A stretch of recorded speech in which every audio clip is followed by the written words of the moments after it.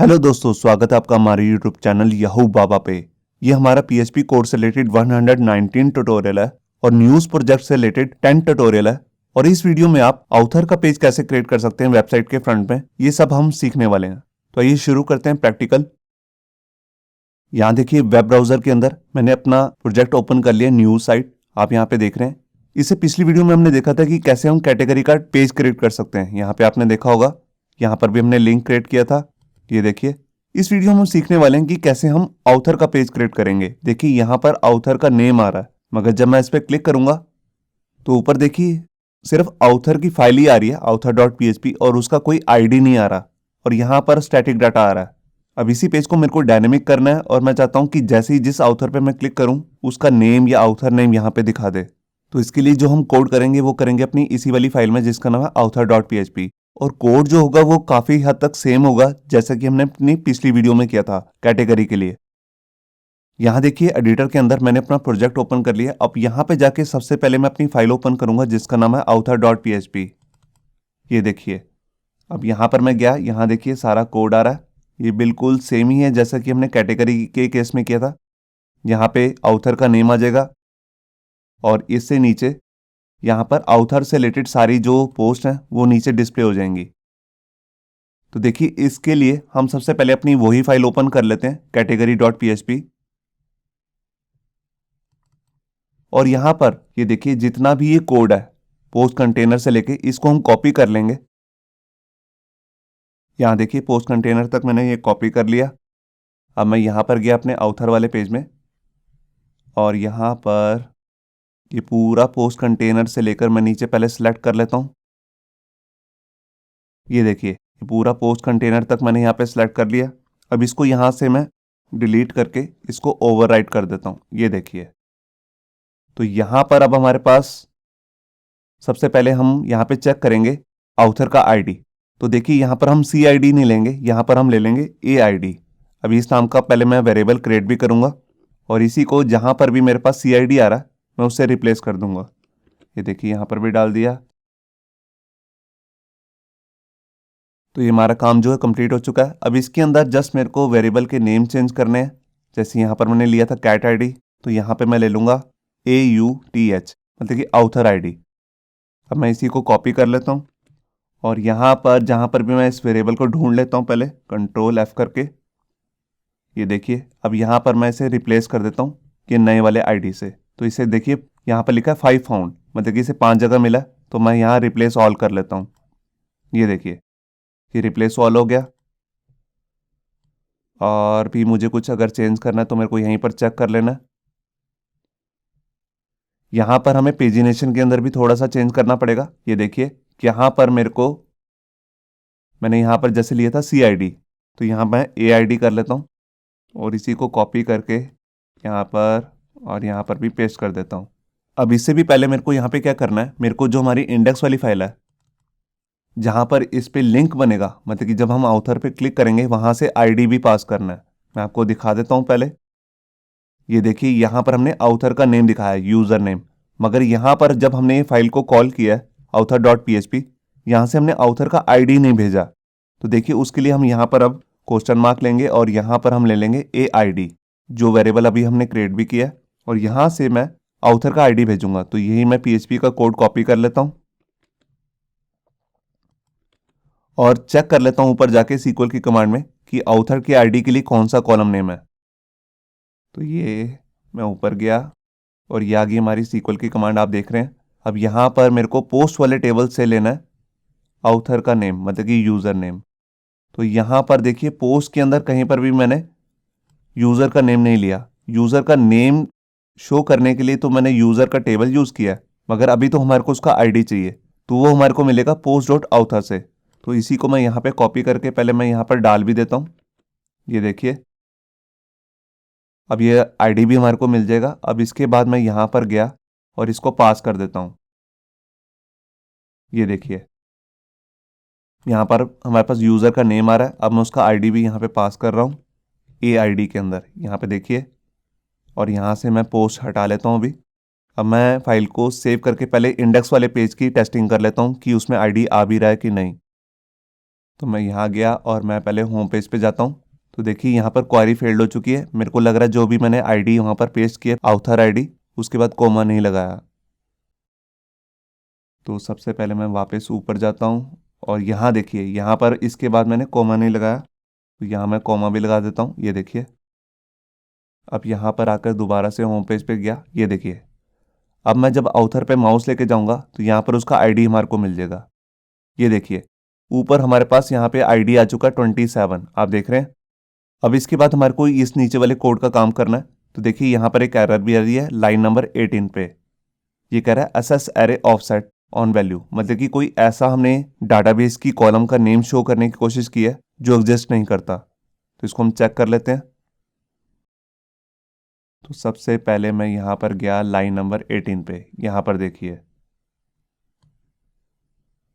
तो यहाँ मैं गलत फाइल देख रहा हूँ, एक्चुअल में ये मैंने इंडेक्स वाली फाइल देख रहा हूँ। यहाँ पे हमें चेक करनी है ऑथर वाली फाइल और यहाँ पे लाइन नंबर 18 देखनी है। ये देखिए यहाँ पे मैंने लिया हुआ कैटेगरी नेम।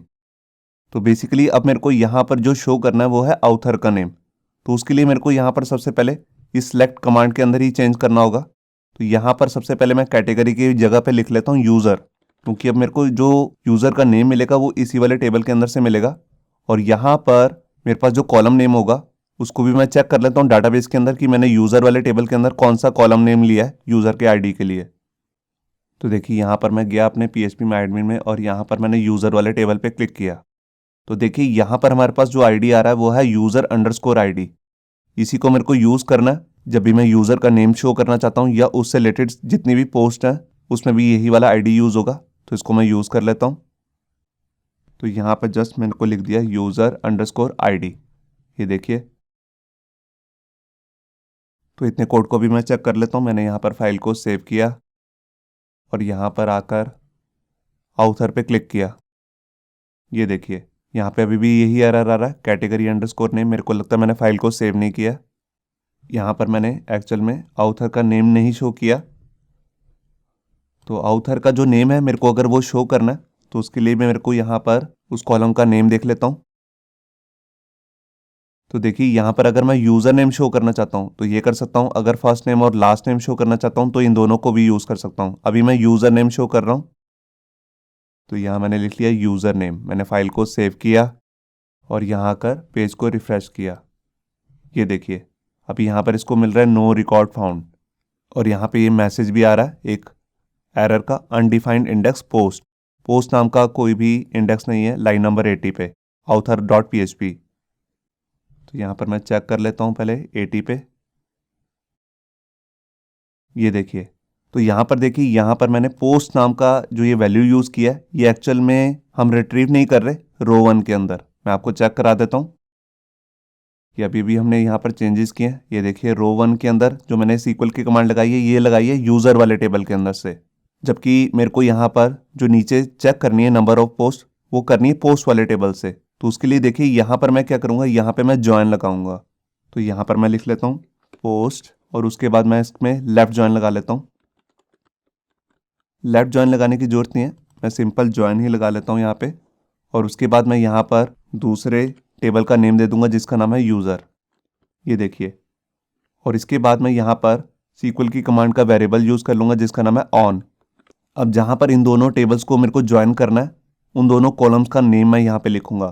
तो देखिए पोस्ट वाले टेबल के अंदर हमारे पास वहाँ पे कॉलम नेम है जिसका नाम है ऑथर।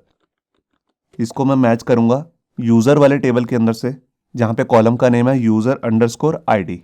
ये देखिए और यहाँ पर भी मैं चेंज कर लेता हूँ। यहाँ पे वेयर क्लॉज में यहाँ पे मैं डाल देता हूँ जहाँ पे पोस्ट वाले टेबल में से ऑथर का आईडी जो है जो यहाँ पे पास हो रहा है। ये देखिए अभी मैं पहले इतना ही चेक कर लेता हूँ। यहाँ आया और मैंने पेज को रिफ़्रेश किया तो देखिए अभी भी यहाँ पर एरर है 82 नंबर लाइन पे। तो इसको भी मेरे को अभी ठीक करना पड़ेगा। ये एरर इसलिए आ रही है क्योंकि अभी मैंने इसका लूप नहीं चलाया, क्योंकि अब हमारे पास यहाँ पे मल्टीपल रिकॉर्ड्स आ रहे हैं।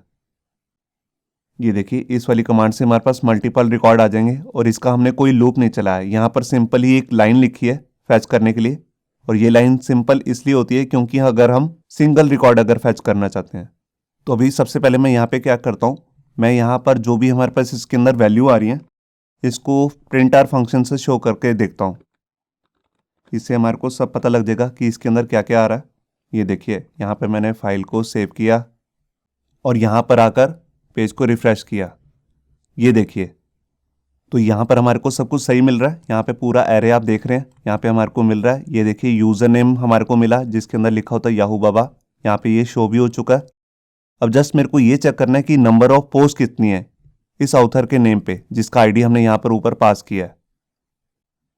तो देखिए उसके लिए मैं यहाँ पर इस वाली लाइन को तो हटा देता हूँ।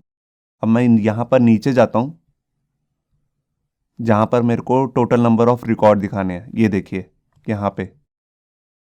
अब यहाँ पर मैं अपना फंक्शन यूज करूंगा MySQL num_rows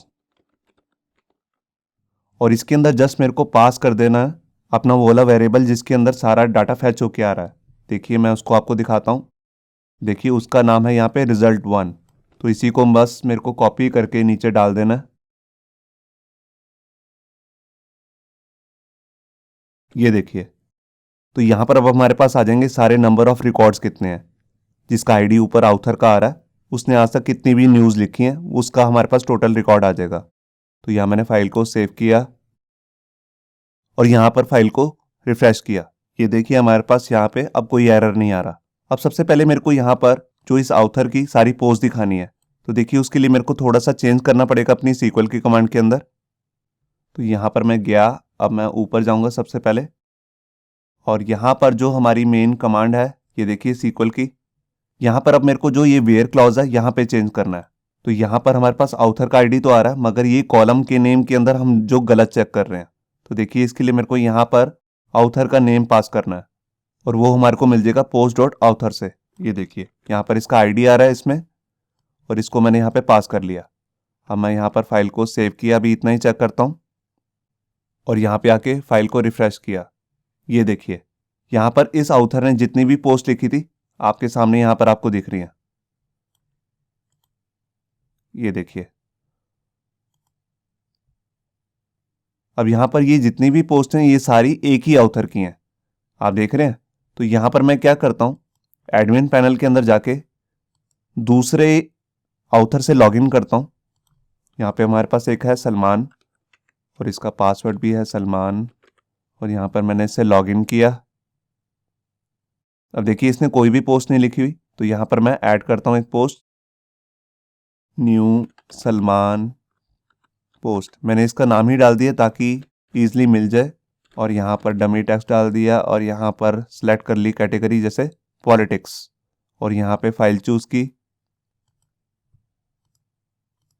देखिए जैसे मैंने ये इमेज सेलेक्ट कर ली और इसके बाद मैंने यहाँ पे सेव पे क्लिक किया तो देखिए इसकी भी एक न्यूज़ आ चुकी है। अब इसको हम फ्रंट पे चेक कर लेते हैं। पहले मैं होम पेज पे गया, ये देखिए यहाँ पर एक न्यूज़ दिख रही है आपको। अब जब मैं सलमान पे क्लिक करूंगा यहाँ पे तो देखिए सिर्फ उसी की न्यूज़ यहाँ पे ओपन हो रही है, आप देख रहे हैं। और जब मैं इस पर क्लिक करूंगा पूरी न्यूज़ पढ़ने के लिए तो देखिए यहाँ पर पूरी न्यूज़ आ चुकी है। हमने यहाँ पर थोड़ा सा ही टेक्स्ट डाला था तो सिर्फ वही शो हो रहा है यहाँ पे। तो इस तरह हम यहाँ पर ऑथर का पेज हमने क्रिएट करना सीखा है। हमने यहाँ पर ऑथर के यहाँ पर सबसे पहले लिंक बनाया, फिर वही जो हमने यहाँ पर आईडी पास किया है और उसी आईडी को फैच करके यहाँ पे हमने न्यूज़ दिखाई है सारी। अब जो आईडी मैंने यहाँ पर होम पेज पे पास किया है यहाँ पे ऑथर के नेम पे, ये अंदर वाले पेजेस में नहीं है। मतलब कि अगर मैं कैटेगरी पे जाऊँगा और यहाँ पर मैं अगर ऑथर पे क्लिक करूँगा तो देखिए यहाँ पर ऊपर कोई आईडी पास नहीं हो रहा और यहाँ पर कोई रिकॉर्ड नहीं आ रहा। तो सेम जो हमने होम लिंक पे कोड किया हुआ यहाँ पे जो आईडी पास की है वो मेरे को इंटरनल वाले पेजेस पे भी पास करना पड़ेगा। तो देखिए उसके लिए सबसे पहले मैं यहाँ पे क्या करता हूँ, जो मैंने इंडेक्स वाले पेज में यहाँ पर ऑथर का आईडी पास किया है ये देखिए, यही कॉपी करके मेरे को मैं पूरा ही कॉपी पेस्ट कर लेता हूँ ये पूरा का पूरा। और इसको सबसे पहले मैं कैटेगरी वाले पेज में जाता हूँ, यहाँ पर भी ऑथर का नेम आ रहा है ये देखिए।